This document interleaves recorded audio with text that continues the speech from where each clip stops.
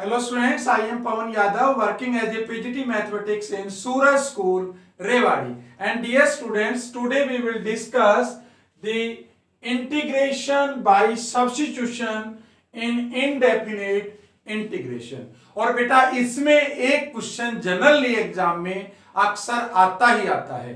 तो देखिए जैसे कि टॉपिक से बेटा क्लियर है कि हमें इंटीग्रेट करना है बाय सब्स्टिट्यूशन, मींस क्वेश्चन में कुछ ना कुछ पुट होगा एक और वेरिएबल की फॉर्म में। तो ये एक्सरसाइज का स्टार्ट करने से पहले, इसका कॉन्सेप्ट बताने से पहले मैं आपको दो फॉर्मूले और बता दूं जिनका काफी यूज होने वाला है।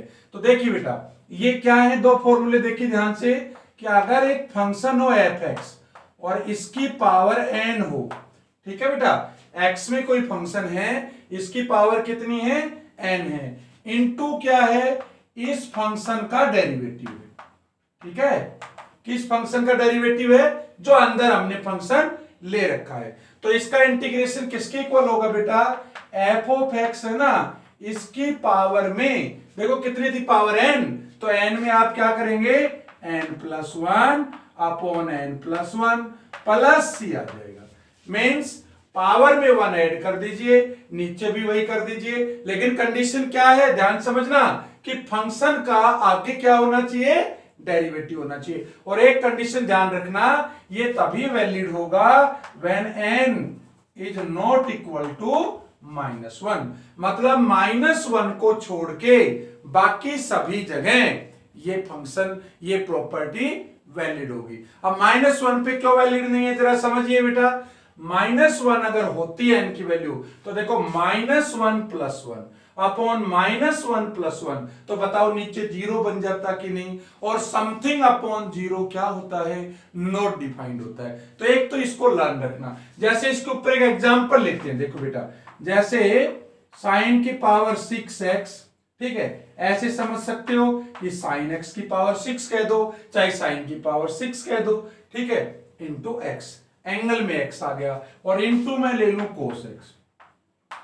तो देखो ध्यान से, इंटू dx, मुझे इसका इंटीग्रेशन करना है। तो बताओ कैसे करोगे इसका इंटीग्रेशन। ये तो बेटा हमारा फंक्शन हुआ, ठीक है, ये इसकी पावर n हुई, ये sin x का डेरिवेटिव क्या होता है, cos x हो गया, तो यही लगा दीजिए ना, फंक्शन की पावर में 1 ऐड कर दीजिए, तो बोलो ये क्या आएगा, sin जो x है इसकी पावर 6 था, तो अब कितना हो जाएगा, 7 अपॉन 7 प्लस c। बिल्कुल इजी आंसर है। ठीक है, एक प्रॉपर्टी तो ये है। दूसरा क्या है बेटा, बहुत जगह यूज होगा ये, वेरी वेरी इंपॉर्टेंट, ये जो दोनों आपको बता रहा हूं।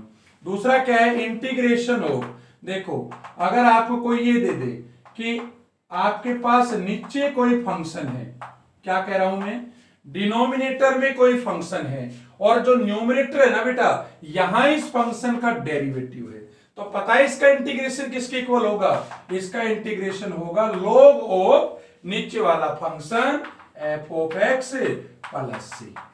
चलो एक एग्जांपल लेके समझाता हूं इसको भी। एग्जांपल क्या ले सकते हैं हम, देखो जरा, अगर मैं ये लूं cot x का मुझे इंटीग्रेशन करना हो, तो पता है cot x किसके इक्वल होता है, cos x upon sin x into dx। अब आप ध्यान से देखो बेटा, नीचे का फंक्शन है sin x, और ऊपर क्या है, ये sin x का डेरिवेटिव है। क्या है डेरिवेटिव, cos x है।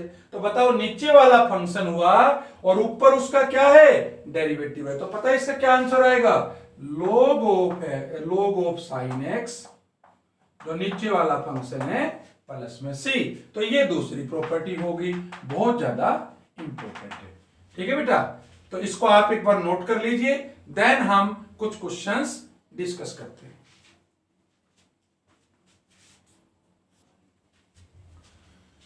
यस बेटा, देखो अब मैं आपको क्वेश्चंस कुछ लेता हूं, कुछ इंपॉर्टेंट क्वेश्चंस जिनको हम सब्स्टिट्यूशन मेथड से करेंगे। तो देखो बेटा कैसे करेंगे इसको, जरा ध्यान से देखो, कुछ ना कुछ सब्स्टिट्यूट तो करना पड़ेगा। अब मैं आपको बताता हूं क्या सब्स्टिट्यूट करोगे। देखो बेटा इसको लिख सकता हूं x dx अपॉन 1 प्लस, देखो x की 4 को मैं x स्क्वायर का बोलो होल स्क्वायर लिख दूं, बिल्कुल लिख सकते हैं। अगर पावर पे पावर हो तो पावर क्या होती है, मल्टीप्लाई हो जाती है। अब क्या करें जरा मुझे बताओ, x स्क्वायर को मैं अगर t रख दूं, ध्यान से समझना बेटा, क्या कहा मैंने, x स्क्वायर को क्या रख दिया, t, एक अनदर वेरिएबल रख दिया, तो डिफरेंशिएट कर दो हम इसको, differentiating with respect to T. तो बताओ एक्स स्क्वायर का क्या होगा 2x into D X by D T. भाई एक्स स्क्वायर का तो 2x हो गया, लेकिन विद रिस्पेक्ट टू टी कर रहे हैं तो x का क्या होगा D X by D T will be equal to T का कितना हो गया 1। ठीक है, विद रिस्पेक्ट टू टी कर रहे हैं तो आपका बेटा टी का तो 1 ही होगा। तो यहां से क्या आ गया 2x into D x will be equal to D T. भाई डी टी यहां मल्टीप्लाई हो गया तो x इंटू डी एक्स किसके इक्वल आया 1/2 इंटू डी टी।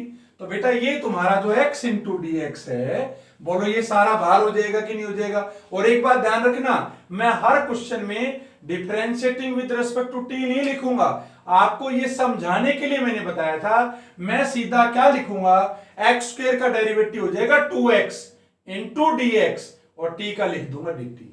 याद रहेगा आपको। और आया कैसे ये वो मैंने आपको समझाया कि भाई इसको with respect to t differentiate करेंगे तो 2x बन गया, ये dx बाई dt t का 1 बन गया, 2x dx equal to dt हो गया। चलो बेटा, तो आपको ये लर्न रखना, हर बार हम ऐसे करेंगे ये वाला, ये बीच के स्टेप की जरूरत नहीं है। तो देखो x dx की जगह तो बताओ क्या आ गया dt अपॉन 2। चलो 1/2 को तो बाहर निकाल लें, 1/2 आ गया इंटू dt। और नीचे क्या है जरा बताना 1 प्लस एक्स स्क्वायर की जगह t है तो t का होल स्क्वायर हो गया। अब याद करो बेटा, ये किसका डेरिवेटिव होता था, याद करो tan इनवर्स t का डेरिवेटिव होता था क्या 1/1 प्लस टी स्क्वायर। तो 1/1 प्लस टी स्क्वायर का इंटीग्रेशन क्या होगा 1/2 into tan inverse t plus c हो जाएगा। आंसर बताओ क्यों, क्योंकि बेटा इसका डेरिवेटिव ये होता था। तो आपको बताया तो था कि इंटीग्रेशन इज ए रिवर्स और इनवर्स प्रोसेस ऑफ डिफरेंशिएशन। तो अभी ये आंसर आया नहीं है, आप t की जगह क्या रख दोगे, क्योंकि t में तो क्वेश्चन था ही नहीं, t की जगह रख दोगे एक्स स्क्वायर, तो ये आ जाएगा tan inverse x square plus c। ये तुम्हारा आंसर आ गया। चलो इस क्वेश्चन को देखो जरा, नीचे क्वाड्रेटिक है ऊपर आपका लीनियर है। तो देखो बेटा अगर इस पूरे को पुट कर दूं, सब्स्टिट्यूट कर दूं t, तो बताओ इसका डेरिवेटिव करूंगा तो 2x आएगा कि नहीं आएगा, ये 2 आएगा। तो मतलब ऊपर वाला बाहर होने के पूरे चांस है। तो आप इस पूरे को पुट कर दीजिए, X square plus 2x minus 3 will be equal to t। ठीक है बेटा, अब आप बताओ जरा इसका डिफरेंशिएशन क्या होगा, याद आया आपको, एक्स स्क्वायर का तो 2x प्लस 2x का 2 हो गया और माइनस 3 का 0 हो गया। तो याद है इसके बाद क्या कहा था मैंने, into dx will be equal to dt। अब आपको वो कहानी लिखने की जरूरत नहीं है कि differentiating with respect to t and so on, पता है ये ऐसे ही तो है। लास्ट में देखो एक्स स्क्वायर का क्या आया था 2x into dx will be equal to dt। तो हमने इसका 2x लिख दिया, इसका 2 into dx will be equal to dt। तो देखो बेटा 2 बाहर आ गया आपका, तो x plus 1 into D x will be equal to D T. तो x plus 1 into D x will be equal to D T upon 2। तो बेटा ये तो आपका सारा भार हो गया x plus 1 into D x. इसकी जगह तो क्या आ गया बताओ, डी टी अपॉन 2 आ गया, 1/2 को बाहर निकाल लिया और नीचे क्या बन गया बोलो, t बन गया। और याद है बेटा 1/t का इंटीग्रेशन क्या होता है, अरे log t होता है, क्योंकि log t का डिफरेंशिएशन क्या होता था 1/t होता था। तो ये आ गया 1/2 into log of t plus c। तो 1/2 इंटू log ऑफ t की जगह क्या रखूंगा बोलो, x square plus 2x minus 3 plus c। ये आपका बेटा आंसर आ गया। इस तरह से बहुत आसान क्वेश्चन है, बस हमें यह दिमाग लगाना पड़ेगा कि हमें सब्स्टिट्यूट क्या करना है। Note it down.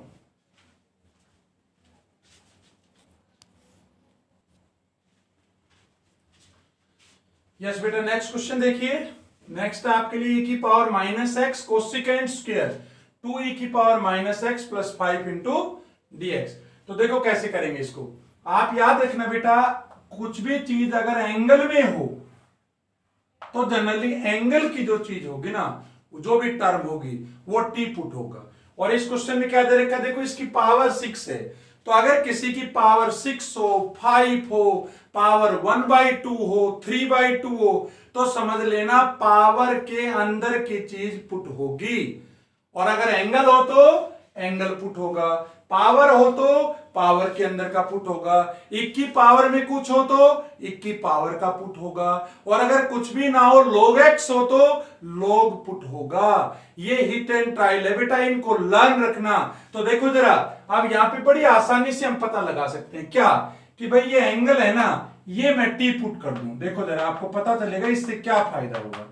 Will be equal to T, इस एंगल को मैंने क्या पुट कर दिया, टी पुट कर दिया।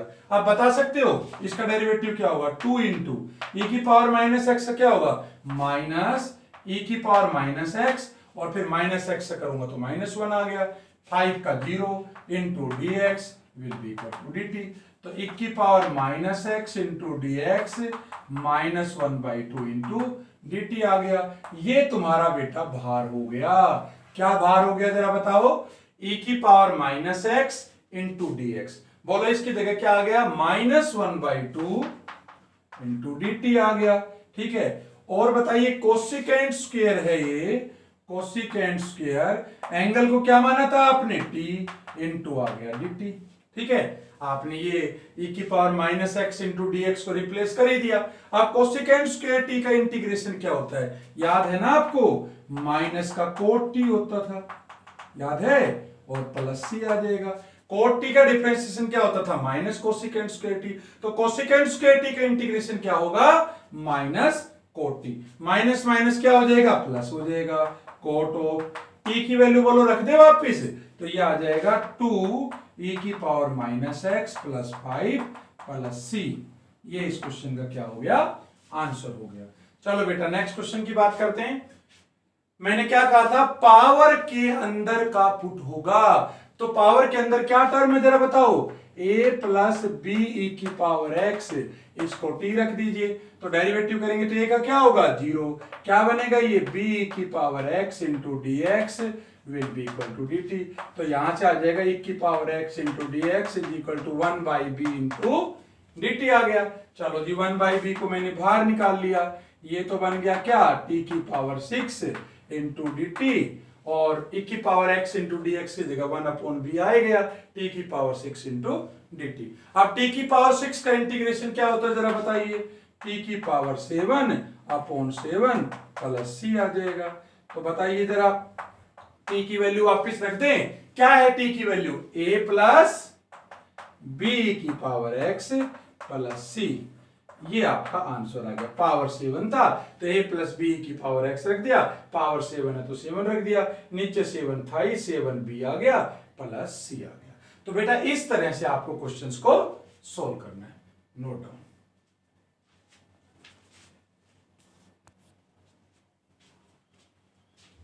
यस बेटा नेक्स्ट क्वेश्चन देखिए अब आप, integration of dx upon root X into 1 plus root X, और हमें इसका इंटीग्रेशन करना है। तो देखो बेटा अब इसमें क्या पुट करें जरा देखो, अगर आप ध्यान से देखो कि 1 प्लस रूट एक्स को अगर मैं टी रख दूं, 1 plus root X is equal to T, तो पता बेटा इसका क्या बेनिफिट होगा बताओ। 1 का तो डिफरेंशिएशन क्या होगा भाई, 0 होगा, बिल्कुल सिंपल आंसर है। रूट एक्स का क्या होगा, 1/2 root X into D x will be equal to D T हो जाएगा। अब पता है 1/√x इंटू डी एक्स किसकी इक्वल हुआ बोलो, 2 इंटू डी टी। और देखो इससे क्या बेनिफिट हुआ, ये आपका सारा बाहर हो जाएगा। क्या बाहर हो जाएगा, dx अपॉन रूट एक्स, ये बाहर हो गया।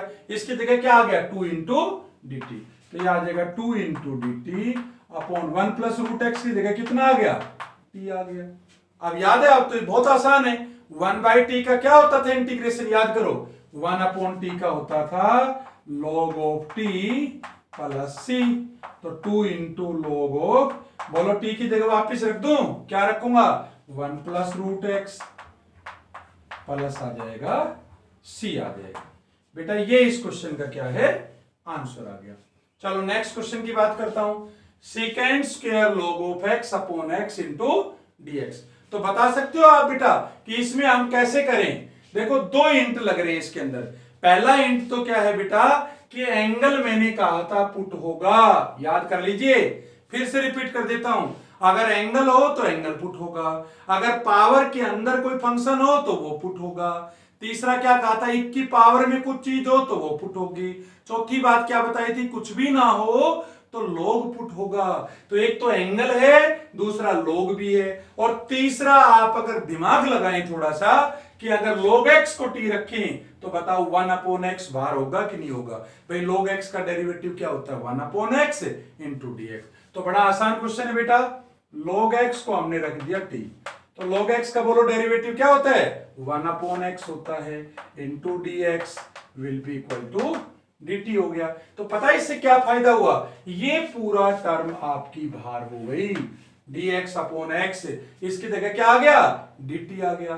तो बताओ क्या आया अभी, secant square t into dt।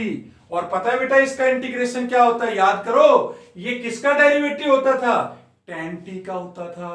तो secant स्क्वायर t का इंटीग्रेशन क्या होगा, टेंजेंट t होगा। तो ये आ गया tan t और प्लस में c आ गया। लेकिन बेटा आपको इसको यही नहीं छोड़ना है, आपको t की वैल्यू भी पुट करनी है। बताओ t की वैल्यू क्या है, टेंजेंट ऑफ t कितना है, याद करो, t की वैल्यू तो log ऑफ x है, तो ये आ जाएगा log of x plus c। ये इस क्वेश्चन का क्या होगा, आंसर आ गया। तो इस तरह से आपको बस ये ध्यान रखना है कि एक्चुअल में सब्स्टिट्यूट किसको करना है, इसके अलावा फिर बहुत ज्यादा आसान क्वेश्चन है। Note down.